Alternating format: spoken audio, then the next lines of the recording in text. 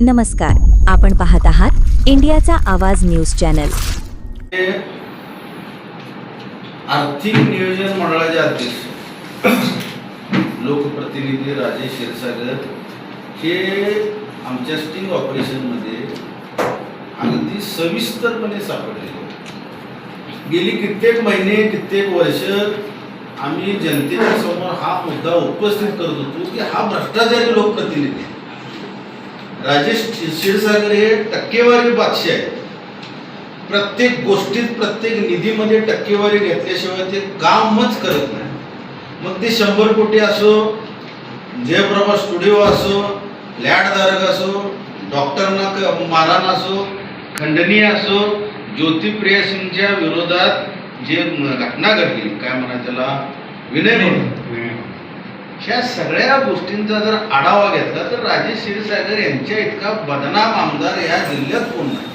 इतका बदनाम आमदार, भ्रष्ट आमदार, ज्या पद्धतीनं ऑपरेशन टायगर केलं त्या पद्धतीनं आज ह्या रवी इंगोलेनं ऑपरेशन लांडगा करून दाखवलं। आम्ही लांडग्याचं ऑपरेशन आज टायगर कोण आहे कोण नाही त्याने आता ओळखलं असेल।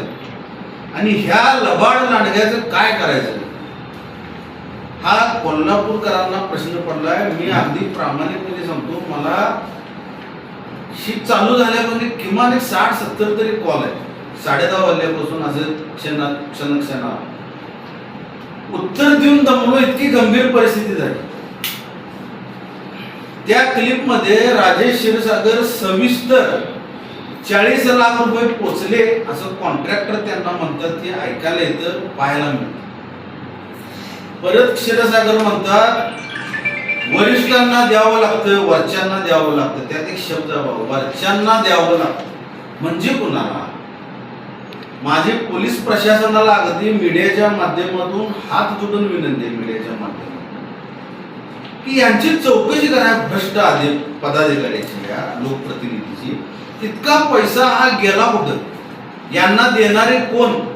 यांना पाठीशी घालणारे कोण? ज्या दिवशी क्षीरसागरांची चौकशी होईल त्या दिवशी कोल्हापूर शहराचे नागरिक यांना पायतानानं मारणार। कोल्हापूर शहराच्या पायतानानं, कोल्हापुरी पायतानानं राजेश क्षीरसागर आता मार खाणार। आणि त्या सगळ्यात अग्रेसिव्ह हा रवी इंगोले देत असतात। मी कधी असली भाषा बोलत नाही, प्रत्येक वेळी मी सांगत आले, मला जसं चांगलं बोलता येतं, वाईट बोलता येतं, जसा समोरचा असेल तसा मी। आज क्षीरसागर सापडलेले आहेत मीडियाच्या इथं, ह्या प्रेस क्लबला मीडियाने त्यांना बोलवावं, या तुम्हाला त्यांनी चॅलेंज केली, या तुमचा खुलासा करा। तो व्यक्ती येणार नाही, तो भ्रष्ट माणूस घोषित झाला।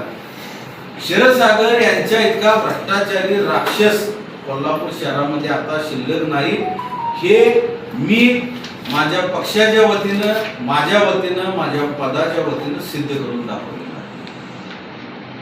अशाच ताज्या आणि विश्वासार्ह बातम्यांसाठी आपण पाहत रहा इंडियाचा आवाज न्यूज चॅनल।